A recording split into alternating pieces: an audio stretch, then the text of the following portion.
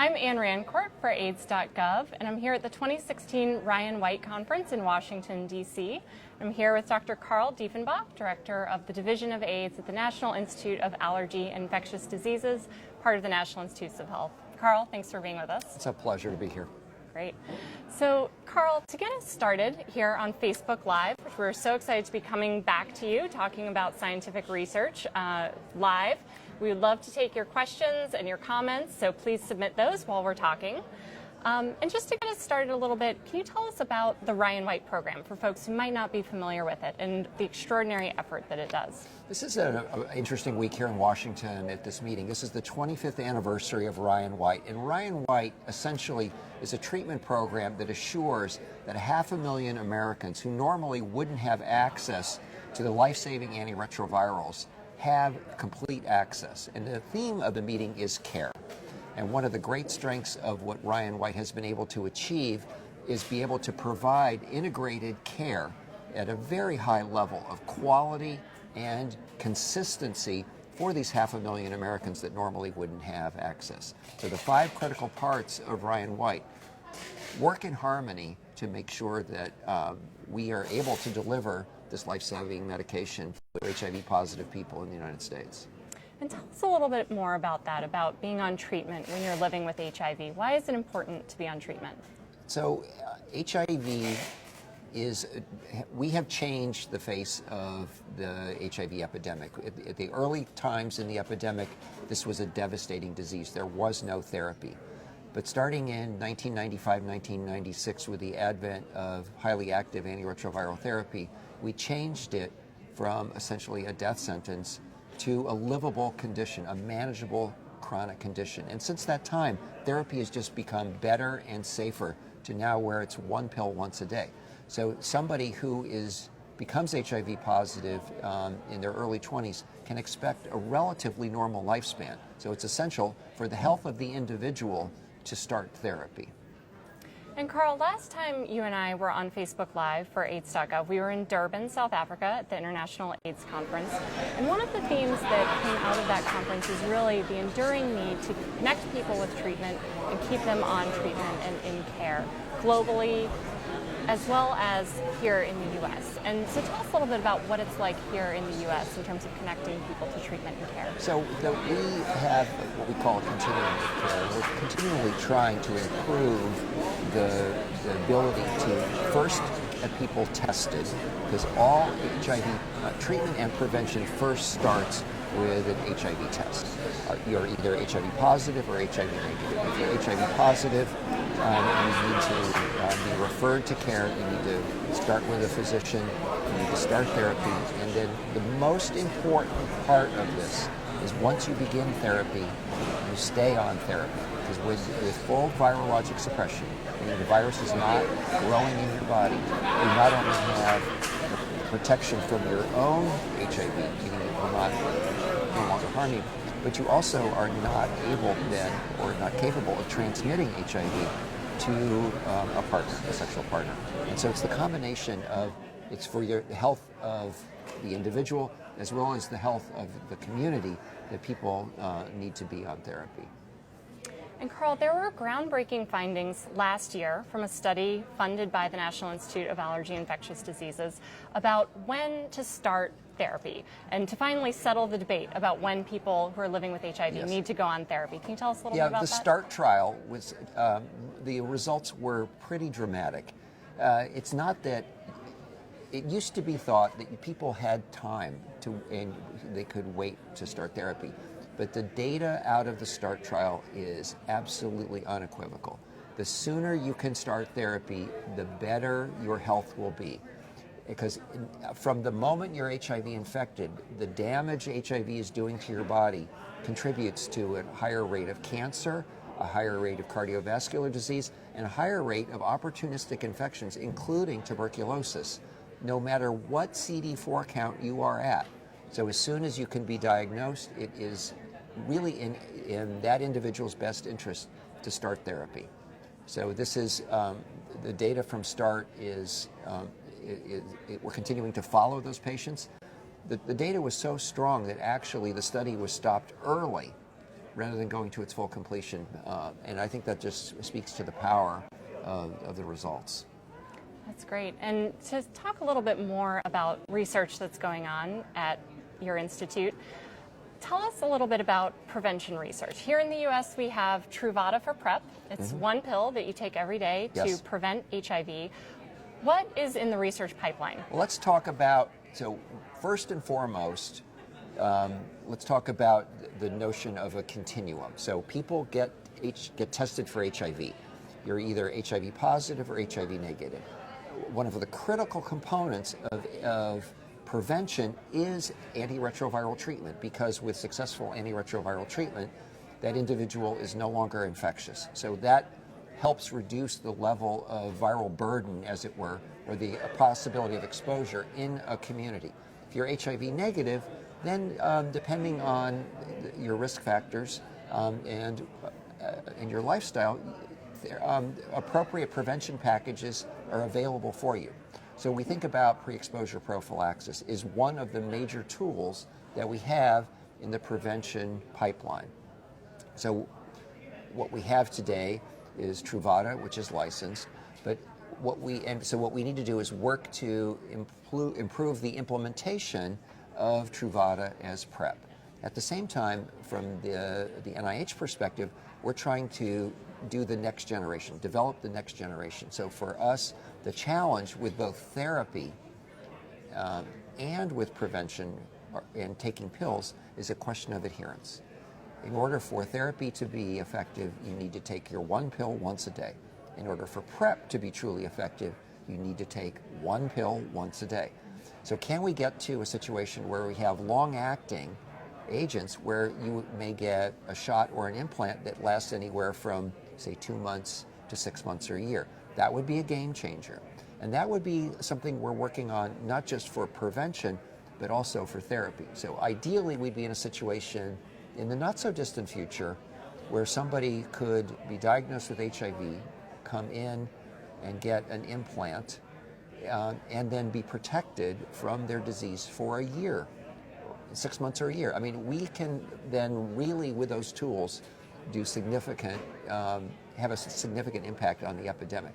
The tools we have today are quite good, and with full implementation, we will be able to start drawing down the epidemic. But I think as we're going to need to continue to innovate and just improve the tools for us to truly get to a point where we can have the profound impact we're seeking in the epidemic. That's great. And so you're working on tools for men and for women? Yes. Tailored tools? I think that's an important point, is that the epidemics are different for both men and women. And I was thinking about this, and one of the first tools we ever had was adult medical male circumcision, which isn't so much a tool for the United States, but if we had stopped there, we wouldn't have had the kind of profound impact we need. Truvada is great as it is, but it's one pill once a day, and that would work for men and women. But there are women may need more than just a pill. They may need also to be concerned about contraception. So can we then integrate prevention services into contraceptive services and have a combination prevention package? For men, what we need is to protect against multiple routes of exposure. So that's where an injectable or an implant would be good for both men and women. I think we do need to think about the needs for both men and women and transgender individuals to make sure that our therapies and our prevention strategies will work for all. And then there's a desire for uptake of those prevention strategies. That's great. And so I just want to pause for a moment and say hi to some of our viewers who have told us where they're watching from. Sleepy Hollow, New York, Boston, and right here in Washington, D.C. So welcome. Hello, everybody. And so, Carl, you talked a little bit about the continuum of care, and so I want to go back to that because that's something that's really important. It's something that Ryan White does very well. Yes. Tell us why the continuum of care is a really important paradigm in the HIV epidemic and what it entails. So the continuum of care measures actually the fraction of people at each step in the continuum that are lost. And the more we can do to reduce the degree of loss is important. So the The UNAIDS goal of 90% people in the world know their HIV status, 90% are in care, and 90% are virally suppressed is a very good goal, and it's somewhat aspirational. Some cities like San Francisco are very close to achieving that goal. Ryan White itself, as a series of clinics across the country, are reasonably close to also achieving that goal. That is pretty profound. There are a number of strategies that we're looking at in terms of research models that would improve the continuum of care. Can we improve testing through home testing, through different means of engaging people in HIV testing? Additionally, the San Francisco model for same-day starting therapy. It's a very aggressive plan. Somebody comes in, they test HIV positive, they're then counseled and immediately start therapy, is another good way of really streamlining access to therapy and access to care. So they start treatment right there in the doctor's office. They're told their HIV diagnosis, they're counseled. So you think about the vulnerability you would feel if you were given an AIDS diagnosis. That is a perfect teachable moment to take a person and say, you're HIV positive, your life is not over. We can help you. We can get you through this. And a critical way is to take care of you first as the patient. You can start therapy at that moment in time. The other challenge we face is with the continuum of care is one of stigma. And people do not want to acknowledge that they're HIV positive because of the reaction from their community. And one of the critical areas that components of NIH are working on is how do we identify stigma? How do we basically attack stigma? What can we do to reduce stigma across the United States? Because this is a major impediment to access. And stigma was not unique to HIV. There's stigma around cancer. There's stigma around disease in general. But I think for HIV, it's a little bit different because of the sexual nature of this disease. So that is an area that we really need to continue to grow and focus on. So the two major behavioral areas of emphasis are dealing with stigma and improving adherence. And you mentioned San Francisco. It's a city that's had an exemplar program and it's seen great results. Can you tell us a little bit about what they've done and how it's worked? So they have been they were the epicenter of the epidemic back in the early 80s. And as a group, essentially the great thing about San Francisco is we all have lessons to learn from San Francisco. Community grew up and became a force in research that started in HIV and then has moved into other diseases like breast cancer. Community has continued to be a force in terms of helping to push the NIH in some very productive ways into new avenues of research, community-driven research. But community has come around and grown up with HIV. They're in the process of adopting PrEP as well as treatment as prevention to really achieve a profound impact within the city. So, and essentially, they are the harbinger, in some ways, the best that we can be through the tremendous research that's done at UCSF and other universities in conjunction with the health departments there in San Francisco. It's a wonderful test bed of what then we can do elsewhere in the United States. And speaking of elsewhere in the United States, we're broadcasting today downtown Washington, D.C., a city that has seen some dramatic changes in the rate of HIV incidence here.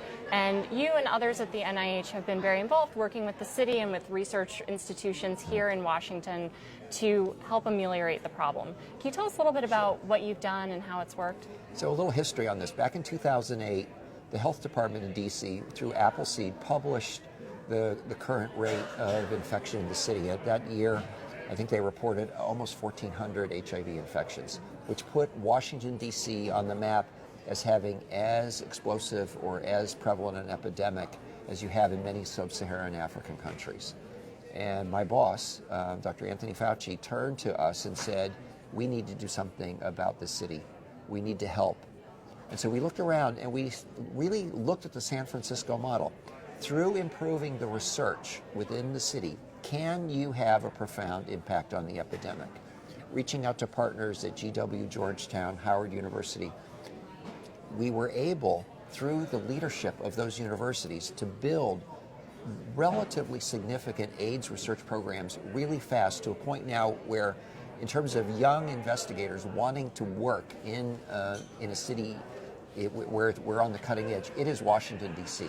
And since that time, the programs we have implemented has dropped the number of new infections from that relatively high number to a little under 400 in 2015. Wow. So we've had a pretty profound impact, and we'll continue to do so. And there's continue to be new innovations coming out all the time through the leadership of the GW program, through the work of Alan Greenberg and Amanda Castell at the Center for AIDS Research there at GW. That's great, great. And so we have a comment from the audience that is being erased right now. We'll come back to that. So, Carl, we talked a little bit earlier about barriers to treatment and barriers to care.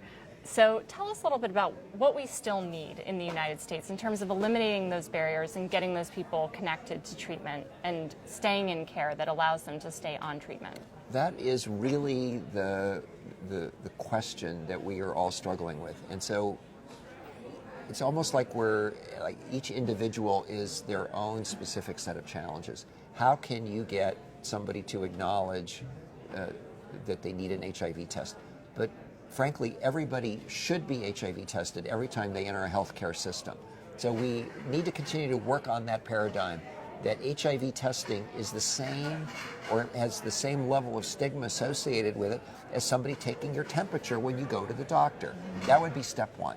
Then with that level of acceptance of knowing one's HIV status, we need to make it so it becomes a badge of honor that if you're HIV positive, that you're in therapy and in care and virally suppressed, and that people should be rewarded and recognized and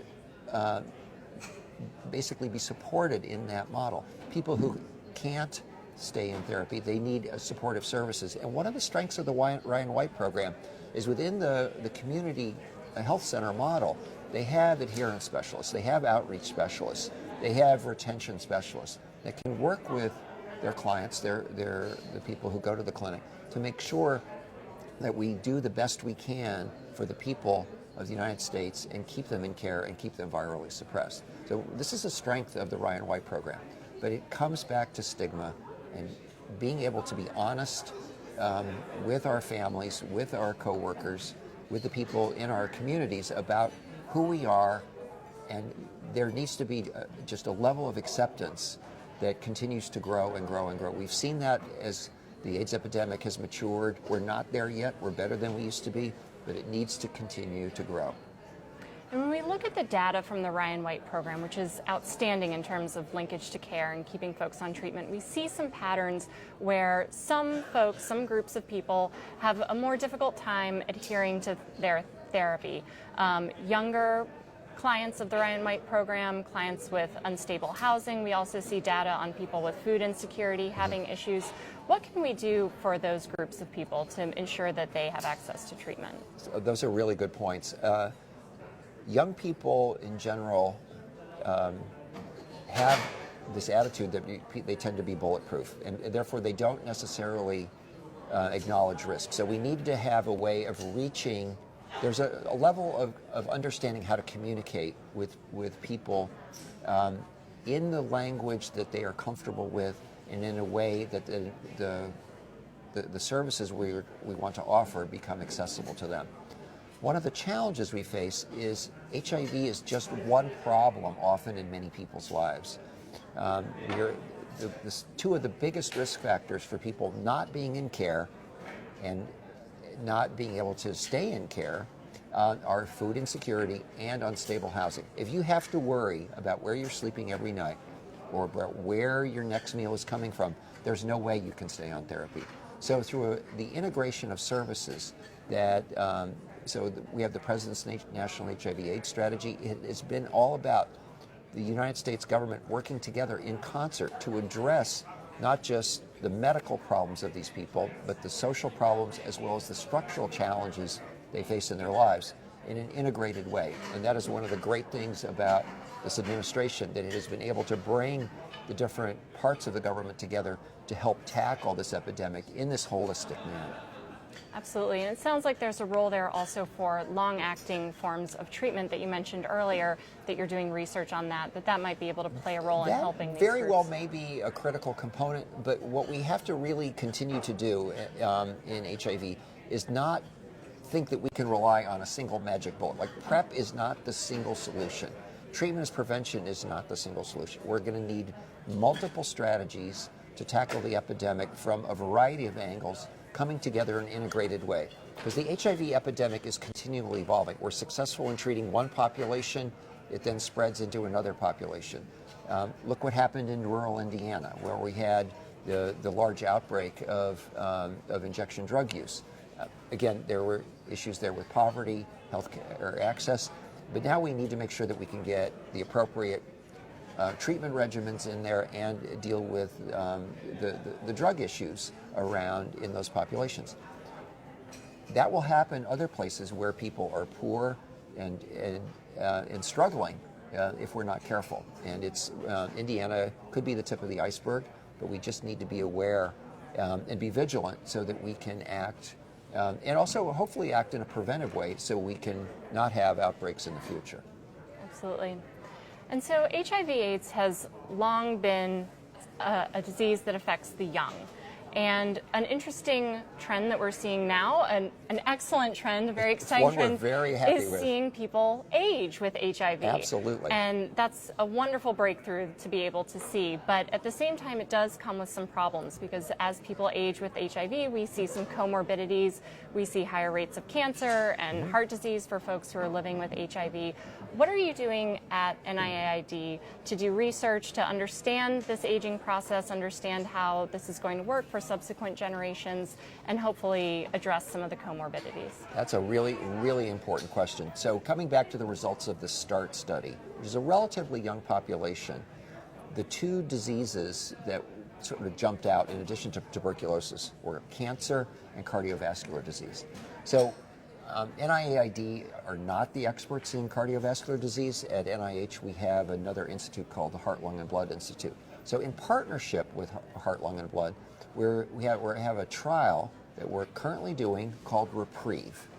Reprieve is one of the most important trials that we have ongoing right now because it's asking the question, can you, using a drug called a statin, which is a fairly standard heart drug, can you do something about the long-term incidence or the long-term occurrence of cardiovascular disease in HIV-infected people who are on therapy? And so you're giving people who normally wouldn't be eligible for a statin under current guidelines, but will use a statin, the use of a statin in this population, improve their outcomes and prevent cardiovascular disease. That is a really important question. That trial's now been open about a year, and I encourage all of you at home who are interested in the Reprieve trial to look at that URL that's on the page that you're watching and contact a healthcare provider near you and see if you are eligible to participate in the trial. This is an important research set of questions, and you at home can help us answer this question. It's exciting stuff, Carl. It really is. Good things to look forward to. There's something new every day.